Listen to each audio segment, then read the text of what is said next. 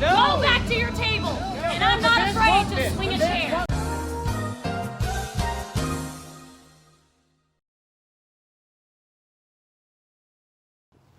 It's Friday, and you know what that means.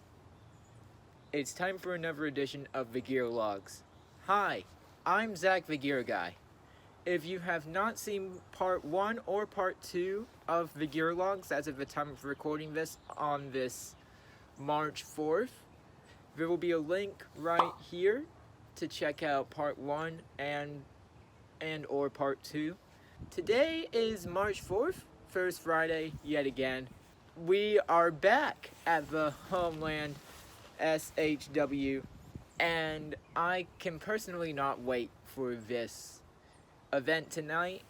We have a solid steel cage match in the main event. Joe Black takes on Owen Knight for the SHW Championship. My good buddy and future tag team partner of Kind Punk Legends, Nathan Mallory, makes his singles debut.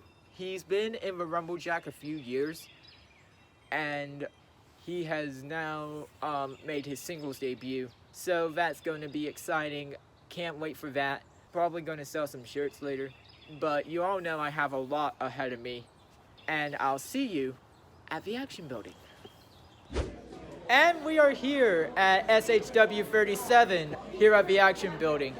What a great evening it is for pro wrestling. We have had a few hiccups in the match card. Judas is not going to be here, so he's going to be replaced with Cyrus, and Dylan McQueen's not going to be here, so he's going to be replaced with Carly Bravo. Anyway, I have been here for about a couple minutes, and I just want to introduce you to some of the best fans we have in the SHW fandom. And I am talking about none other than the Immortal Tattoos people, Cheyenne the Sign Girl, and Mike from Immortal Tattoos. Hi. How you guys doing this evening? We're doing good. How are you doing, Zach? I'm doing great, honestly. Now, let me just say, if you don't know what Immortal Tattoos is of course a tattoo parlor. They're also familiar with doing some tattoo work on like some of the talent that you either see here at Southern Honor, Impact, etc. You've done tattoos for people like Doc Gallows, Darby Allin, etc. People you see on TV. So, and not only that, but Cheyenne, your second sign actually made it onto my vlog. It did. Yeah, episode 2. Yes. By the way, if you have not checked that episode out, look on my YouTube page. By the way, actually, you have a sign right here. Why don't you show everybody what that sign is? Yes, I will show everybody. Tank Fears the Kill Billy. Yeah. Let me just say, that one is actually a great sign. But you know, what match you guys looking forward to? The Kill Billy and Tank. Yeah. The Yeah, Kill I Billy mean, and Tank. I'm trying to get to Nathan. Like, I'm going to speak to him a bit later. But how crazy is it that, you know, Nathan, a camera guy, eliminated once by people we do not name for certain reasons? Check out that video. And number 2, last year, he was in the Rumble Jack, was eliminated by Tank by skewering him his head. Yeah, I And remember then that. eliminated promptly by a door he set up Yeah. with mousetraps. Mousetraps. I That mean, was come crazy. on. But what's going to happen when they have an even playing field? Yeah, Both start at the same that's the time question. instead I of mean, earlier. Tank's obviously coming with the experience level, so I can see that. But who knows? Nathan could shock the world here like Riho did, You being have to only remember. 98 pounds. The Kill Billy's been training with Dr. Luther, one Yeah. of the most notorious deathmatch guys ever.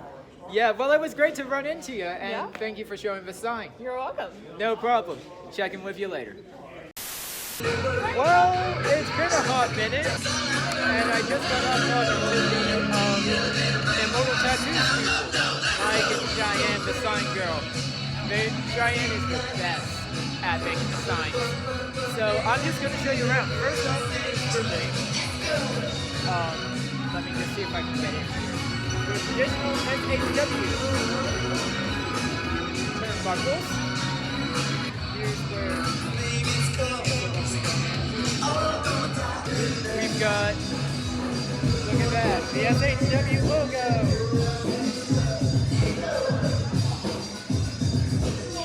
And of course, as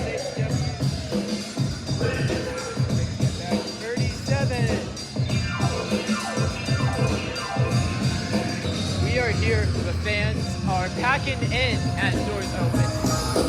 And I just can't wait to be involved in SHW Ladies and gentlemen, that's 37. live. And we are back at 737 selling some merch. And I've got the lovely Diana Michelle again with me. Diana, you've got a lot of stuff this week that I did catch on my I've got some new timeline. stuff. I've got some glow necklaces Yeah. and bracelets this time, and I got some new pictures. Nice, nice. Can I just see one of those? Oh snap, I like it. I like it, I like it. I like it. Thank you, Diana, for showing me that. But Diana, did you see who's doing it? I did. Brooklyn is right next door to us doing Cruel in Brooklyn. How dare he betray this name of the vlog? She's not being very nice. You know what? I've had honestly enough of this. They follow me every time. You know, it's been a repeat issue. If you watch IWTV, you know what I'm talking about. What happened? Every time I throw down the open challenge, I step up to the plate. He's ready. You pull me away. I want you to be ready. I know you're getting there. I know. you're I'm getting ready. In fact, You I'm ready? gonna go over there and talk to her right now. Okay. Let's go. Oh, you want me to go with you? No, not you, Diana. I'm gonna go there myself. Come on, vlog. Yeah, welcome to my world, peeps. Hey, Brooklyn. You close the way with your stupid vlog. No, I gotta show this here. I gotta show this here. $25? You're really ripping these people off. Look at the difference in the details and the production of my shirt versus yours. No. Go back to your table. No, in Go, fact, because I I have will something put you very through a important, table. and you need You to don't make walk this over right. there. I will put you through a table. How about this? Go I back. issue a future open challenge to either you or Cruel, respectively. Cruel already broke One-on-one you in matches. half. I'm talking about, and that's when I'm a future Cruel already pro wrestler. broke you in half. And Diana's running out of tables. No, I am running out of tables. How about this? A lumberjack tables But match. I will tell The you, fans you want might it. be running out of tables. But there's a lot of chairs out there. There's a lot of chairs there. There's a lot of chairs. No, And no, I'm the not fans afraid want to this. swing The a fans chair. want this. Half the locker room knows my name, thanks to what you did. Congratulations, I take 10% of your sales. No, You give me 10% of your sales because I made this happen. no, I no, made no. you famous. By the You're way, welcome. I don't Say even know thank you, you. Zach. Say thank you because I made you famous. You are welcome. Ay, I just came with her today. Well, I am backstage currently, and I have set up a meeting with these two gentlemen. One of them is a legend in the Southeast deathmatch wrestling scene, and that is none other than both Reverend Dan Wilson and the Bloodbath Behemoth Tank. How you doing? Oh, it's a hot time in Canton tonight, isn't it? I can actually see that. There are two words I can describe that match off the top of my head. Bloody and hell. Look it up in England if you don't know it. Those would be accurate descriptions. What you saw was just the beginning of the chaos that's going to be unleashed on Southern Honor. We saw Nathan Mowry beaten to a bloody pulp and butchered like a hog. And then the coup de grace was Tank set him on fire like a roasted marshmallow.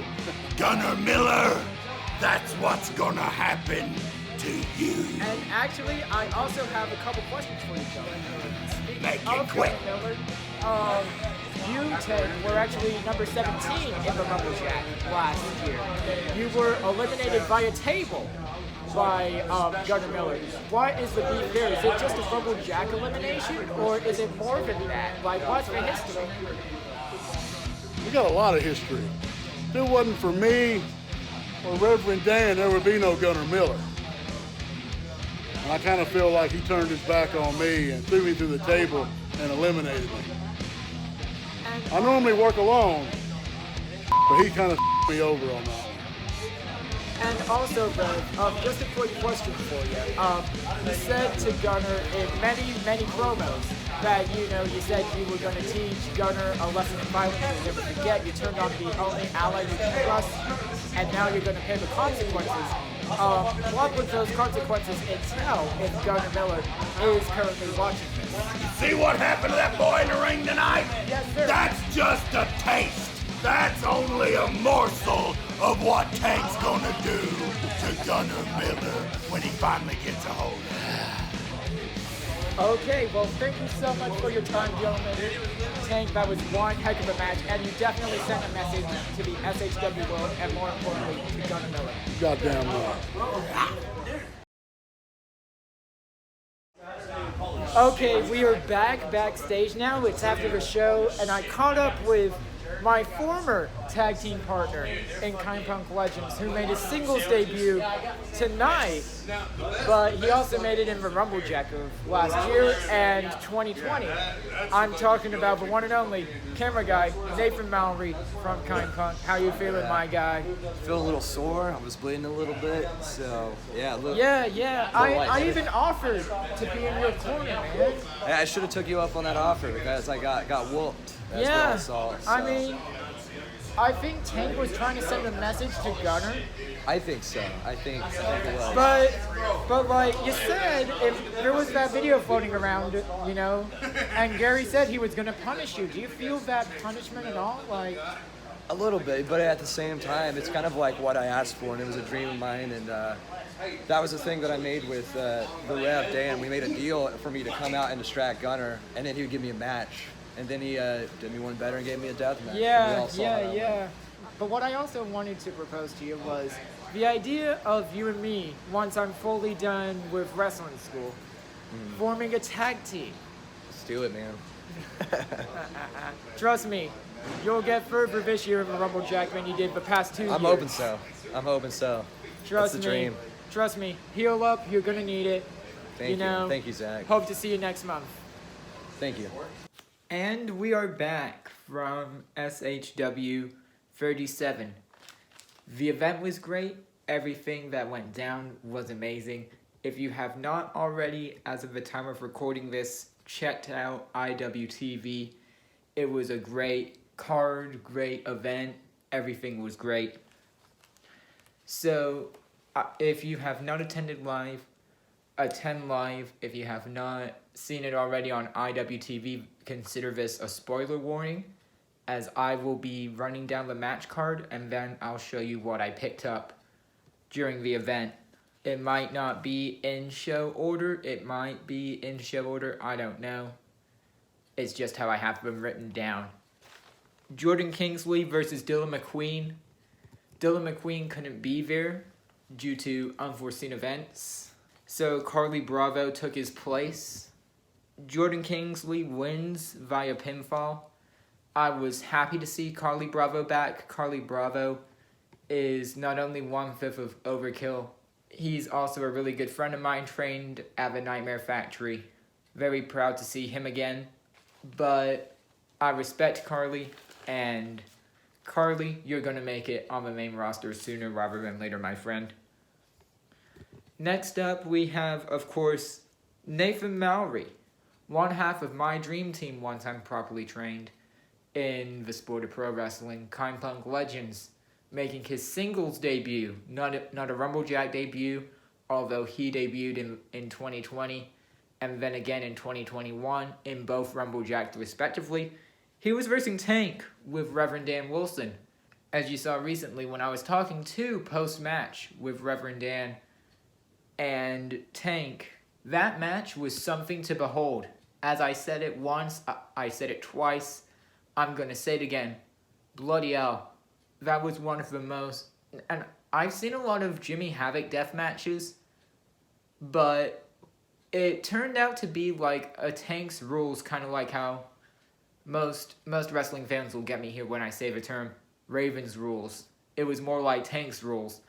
It was a death match. I mean, bless your heart, Nathan. You tried your best, but Tank wins via pinfall thanks to that barbed wire board. And boy, that match was intense. It was crazy. Everybody involved in it was, and around ringside, was worried for Nathan, although I don't even get my thoughts out a lot on video whilst I'm there. I was like, Nathan, you know, like I was obviously concerned for him. Nathan, by the time this vlog comes out, let me just say, you have made this channel something, because I posted a video last night to my YouTube and it's already reached 3.3k views. So Nathan, thank you. You have now officially gone viral on this YouTube channel, but that match was something to behold. We then get a Gary Lamb promo. I love Gary. G Money all the way. But Gary addresses the Lynch Mob. The Lynch Mob come out with the exact same chair that they hit Gary with at the end of the show last month. Go check out IWTV if you haven't. Me personally, Gary is a Lynch Bros mark. He said that on the pre-show. He's given them opportunity after opportunity after opportunity to defend their titles. They finally did so at Southern Honor 25 and lost. And I don't know if I want to talk to him next month, but I might have to, because of me. I rang that bell the evening, and they lost the SHW Tag Team Championships to, I believe it was Lethal Poison. Yeah, Judas and Corey Hollis at the time. But Gary this month said, you know, when I step out of this ring, don't even attack me. I made phone calls. And it turned out to be none other than the Jungle Kings had made their SHW return. And Gary's like, when I get out of this ring, ring that bell. So we technically have an impromptu tag team match, the Lynch Mob versus the Jungle Kings, which is a perfect segue into this match. There was a 50-50 split between the crowd in this match. Half of them were like, let's go Lynch Mob suck, Jungle Kings was chanted a couple times. But the Lynch Mob wins in a controversial way via chair shot behind the referee's back and scores a pinfall. Honestly, I think they're trying to prove themselves for another SHW championship, or tag team championship, should I say. Since 7 Honor 25, when we last saw them, we're going to have to see together in the next episode what their mindset's like. Next up, we had Bryce Cannon versus Gunnar Miller. That was supposed to happen at 7 Honor 35, but Bryce Cannon tested positive for COVID in that time frame. But this month, Bryce Cannon made his return to SHW, and at one point he said to me, "You're not taking my paddle," as I was getting the gear. But Gunnar Miller wins via pinfall, and most of the SHW fandom was concerned because Tank was in the building, and we didn't know if Gunnar Miller was going to interject himself into Gunnar Miller's matches for that evening, or that Gunnar Miller was going to interject himself into Tank's match. We didn't know. So there was lots of concern there. But Gunnar Miller still gets the win, and I think he's starting to prove that, hey Tank, whilst you probably built me from the ground up, I'm an athlete, and I can beat you. Up next, if you saw the earlier footage of the vlog, I don't know how to come at this, but Brooklyn addresses Cruel's future in SHW, and this promo, I have been reading a lot deeper into anything to do with Cruel, anything to do with Brooklyn, ever since the video that's uploaded on this channel, the incident of me with the table.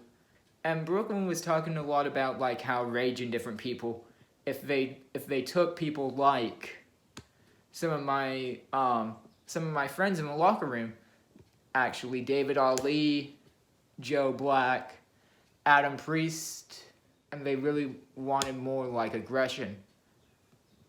And Brooklyn was not going to stop there. She basically said, I want full booking power. So it looks like we're going to have, presumably next month, a chain match between Sunny Days and the Heathen Cruel. Sunny, I hope you win this match, because I don't know what a Brooklyn Creed booking power would look like for SHW. I don't want to figure out for myself. But I'm not scared either way, because I know Sunny Days, if this match is even booked, will win this match. Finally, the queen of SHW, the true queen of SHW, has returned. That being Queen Reka Tahaka, facing Heather Monroe. They both faced each other in Championship Wrestling from Atlanta, with Reka having the favor of it being 2-1 against Heather Monroe, meaning Reka won twice, whereas Heather Monroe won once. So this was basically a rubber match. The Queen wins via pinfall, and like half the time, and people could address this, I was actually banging on the table and like just chanting my head off during this match. It was a great match, and I'm glad Reka's back. We then had, it was supposed to be Michael Judas taking on David Ali for a number 1 contender match, which would have been kind of a rubber match again in Southern Fried Championship Wrestling. But Judas got into an accident, couldn't come up, so his replacement was none other than Cyrus the Destroyer. Cyrus wins via pinfall. Now we know what we have. Either Joe Black or Owen Knight that evening would eventually face Cyrus in a one-on-one match coming up in the next episode. So we know one match so far as of the time of recording this, that being Cyrus versus either Joe Black or Owen Knight. I'll get to that in just a second. Which leads into the main event, Joe Black, Owen Knight, in a solid steel cage. Owen Knight versus Joe Black Part 3, whatever you want to call it. Owen Knight gets the victory via pinfall.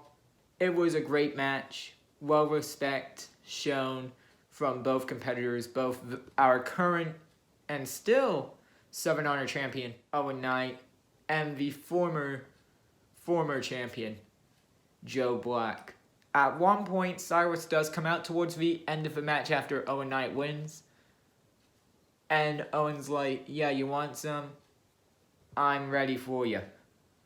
So I don't know how it's going to play out, but Cyrus versus Owen Knight next month. Can't wait to see it. Can't wait to gear it. I'm ready. Other matches that I think might happen for the next month is probably Gunnar Miller versus Tank. I can't put my finger on a Reka one, but I think Reka will be in action next month. Kingsley versus Dylan McQueen. And we know of one other match as of this time, but it hasn't been officially announced. That being All-Star Special versus the Lynch Bros. But now I'll show you what I actually got at the event. First thing being this t-shirt. It says Southern Honor. This is our wrestling. And this is to coincide with the national championship victory of UGA. And I actually know a friend of mine from kindergarten, of all places, is a national champion. Number 85, Drew Sheehan.